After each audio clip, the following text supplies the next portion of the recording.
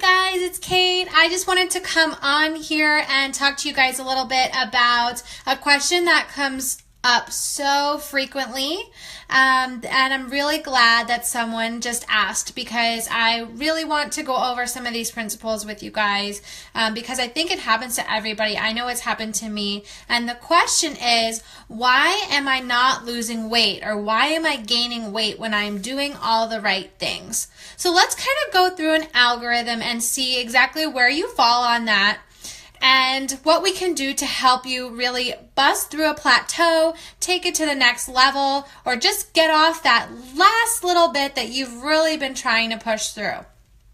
So number one, you may not have given yourself enough time. So I think that our American society really tries to get us in the habit of wanting everything with instant gratification. So we want that quick fix. I think that's why the 21-day fix is so attractive, because, okay, I'm going to get results in 3 weeks and then I'm good to go for life, right? Wrong. That's why we call this team lifelong. That's why we're focused on building healthy lifestyles for the long term and not just a short, quick fix. So you may not be giving yourself enough time. So if you just started a new workout program, you're not going to see results right away. You're going to see the results when you're doing it every single day without fail, with consistency over a longer period of time. So I would say if you're not one of those people who do get results in the 21 days, which a lot of people do, it can be anywhere from 5 to 15 pounds in the 21-day fix, I would say is about average.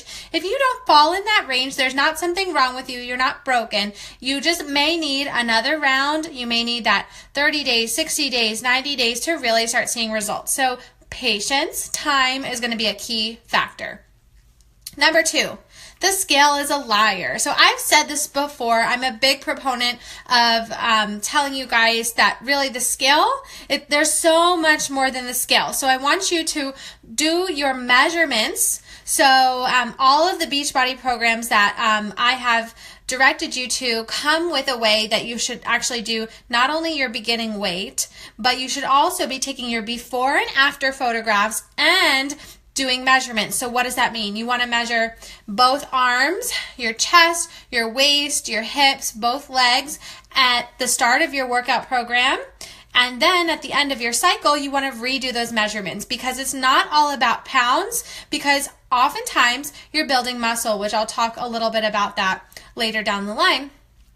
But your inches are going to be critically important. So over the past 2 years, and even over the past, I would say 10 years since I was in high school, I fluctuated anywhere between 5 to 10 pounds. However, I know that when I am being consistent with my workouts, my meal plans, that my inches are dropping because my clothes are fitting better. And I find that that's a way better indicator of if your workout program or meal plan is successful than if you're losing weight on the scale. So really think about those other non-scale victories. And that's why I emphasize that in every single challenge group that we do. What are your non-scale victories? Are your clothes fitting better? Do you feel better? Do you have more energy? Are your relationships better? Are you sleeping better? All of those things are going to be indicative that your plan is really working. Again, give it more time. But I think that the non-scale victories, the inches, and those before and after photos, I know some of you guys have blown those off, but that is, I think, one of the most impressive things to me, is that even if I go a whole round and I don't lose 1 pound,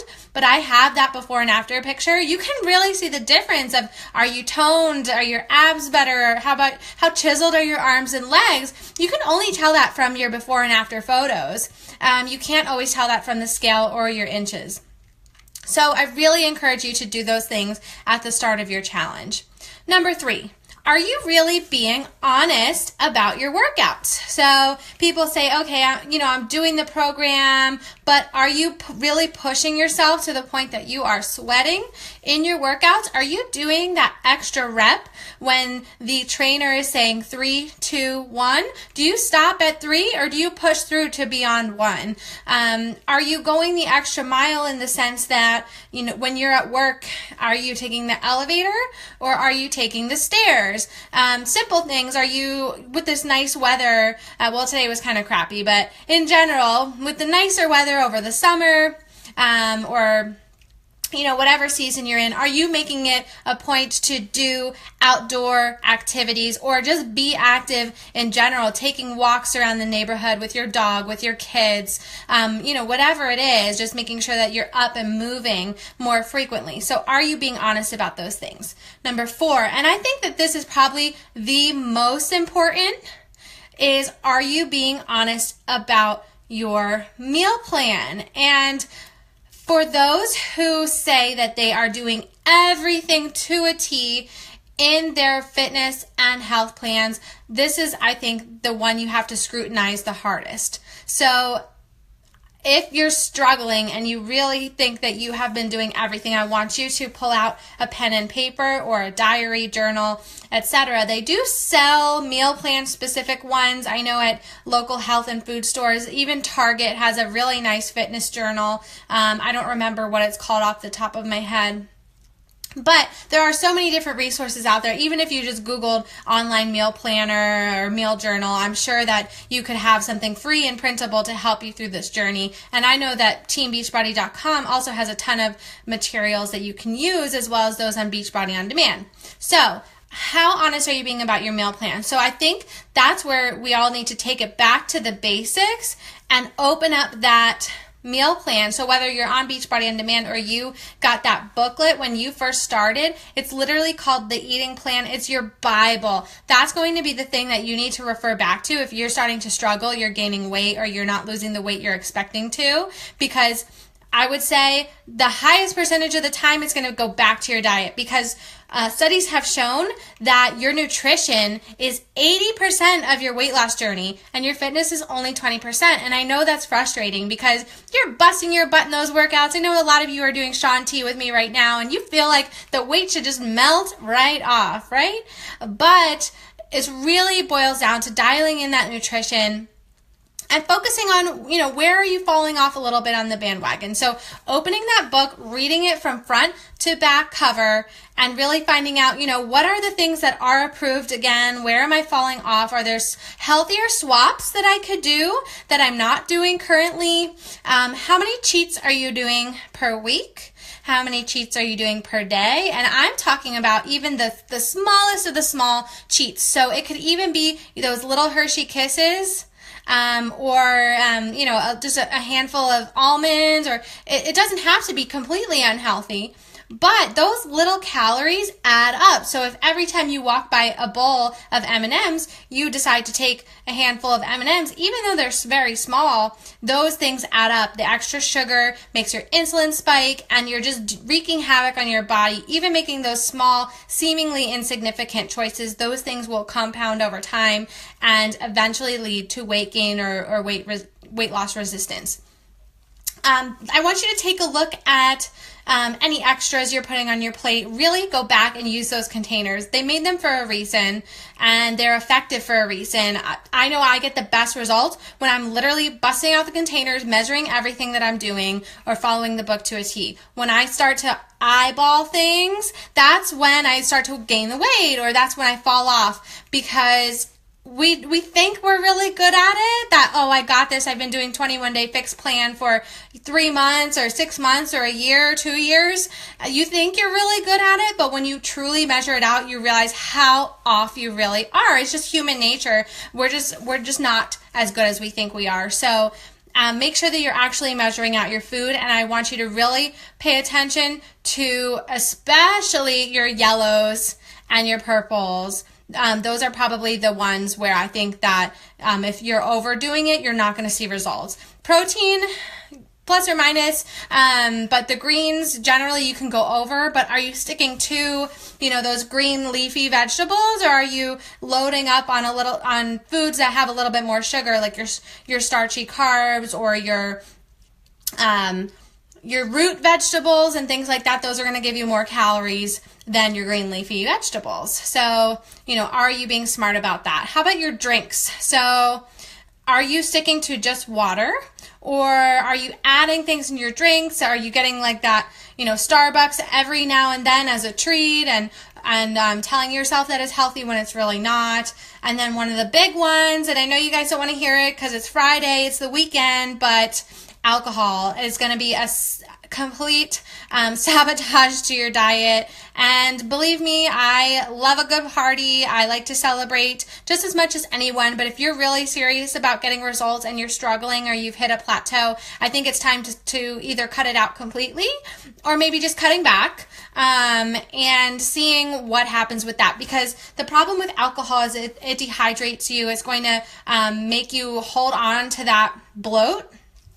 And it's just a lot of unnecessary calories. So if you are going out for the weekend, I would really stick with like your clear liquids of your liquors and add just a seltzer water and lime. That's going to be your safest bet. Beer, wine, the really sugary mixed drinks, obviously those calories are going to add up. So if you're going out with friends, try to stick to 1 to 2 drinks and don't overload more than that. That's going to be a really critical factor. And then the next one I want to say when it comes to charting your nutrition or really looking at it with a closer eye is eating out or takeout. Because since you're not the one preparing those foods, you don't know how much unhealthy stuff is going into that. So I'm talking about preservatives, butters, oils. Restaurants obviously use all of those things to make their food taste exquisite. But I think that if you're really serious about getting results, that's something else you need to cut back on. Definitely the takeout, because there's a ton of sodium and stuff like that, like Chinese food. Even your pizzas and things like that, and make healthy alternatives yourself. So there's the Fixate cookbook, the Beachbody on Demand, Beachbody blog, all of those things have just a myriad of recipes. You also have on Pinterest, just Google, you can find healthy substitutes for just about any meal. So if you're craving Asian cuisine or other takeout, then I would really encourage you to look up a healthy stir fry recipe instead, or, something like that.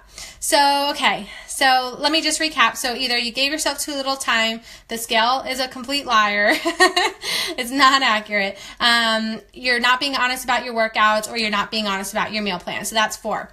Number 5, you're truly gaining muscle mass. So don't be, again, you have to go back to those inches, how you feel, and your before and after picture, because I know that it's funny that I could weigh exactly the same as I was when I felt that I was at my lowest and unhealthiest, and I may weigh about the same now. However, I know that I'm so much stronger, I'm so much more toned, I have better abs, I have way better endurance, I look better, I feel better. All of those things are going to be way more important than what the heck the scale says. So, and I know that my muscle tone is far better because I can see it in pictures. When I was, skinny fat, I don't know if you guys have ever heard that, but, to the outside perspective, someone would look at me and be like, why is she doing a workout plan or meal plan, or why is she posting all this stuff about Beachbody and 21-day fix? She doesn't need to lose weight. But in reality, I wasn't very healthy when I first started, and I still fall off. I mean, we're all human. And I think it's just important to look at those old photos and measure those other, indirect indicators that you're having true success. So again, you could definitely be building muscle. So take those pictures, reassess your strength, where you are, how many push-ups can you do, how many squats can you do, what level weights are you using, are you upping your weights, that kind of thing. So number 6, you're not drinking enough water. That's a tricky one, because I think a lot of people don't realize how important that is. So we talked about water in our challenge group today, but I think that you really underestimate how important it is, because it's going to help combat dehydration. When you're dehydrated, your body retains all that sugar and salt and keeps you bloated, because it almost goes into not starvation mode, but into almost like this critical emergency mode that, like, oh my gosh, I have to retain all this fluid because I'm just not getting enough, so let me hold on to it for dear life. So that's kind of one thing that contributes to bloat. So you think, oh, I'm drinking more water, I'm going to gain weight. No, it's helping flush out all the bad toxins in your system. So drinking enough water is very important. It's important to help you digest all of the things that you are eating in the day, all of the fibers, everything, and to transport those good nutrients throughout your body into your blood is just so important. So make sure you're drinking enough water. How much is enough water? You really should be drinking about half your body weight in ounces. Okay, so if you are a 160-pound person, you should be drinking about 80 ounces of water a day. Just a rough estimate, something easy to remember to help you get started with making sure you're well hydrated. And I know I'm not today, so I'm going to go drink a whole bottle of water. And then the last one that I want to talk about is you're not sleeping enough. So again, I think another one that gets commonly underestimated, that you're not sleeping enough, you're not going to be getting the results that your body, that you deserve if you're not sleeping enough. So getting those 8 hours or so of sleep a day, I think your body will adjust over time to know how much sleep you truly need. Not everyone needs exactly 8 hours. And of course, REM cycles go on about 90-minute cycles, so it may certainly fall less than that. But just as a rough estimate, are you getting enough sleep? Because if you're not, your hormones are going to be out of whack. Your body's just going to be run down and fatigued, and again, go into this vicious cycle of not doing what it's supposed to do, not running as well as it's supposed to, and it's going to hold on to a lot of the bad stuff. So those are just some of my 7 best tips to help you push through a plateau. I hope that was helpful. If it was, leave me some love below. Let me know what you thought. Let me know if you guys have any other thoughts on this topic. I know there's a lot of knowledgeable people in here, so I would love to hear your thoughts, and any questions or concerns you may have. Be happy to help you. And of course, I'm really happy to help you guys one-on-one work through some of these roadblocks and crush them so you guys can get the best results that you deserve for this summer. So hopefully that was helpful. Again, let me know. You can find more tips like this on teamlifelongfitness.com, or reach out to me, message me one-on-one, and we can chat about how to get you started, restarted, or push to the next level. All right, guys, I'll talk to you soon.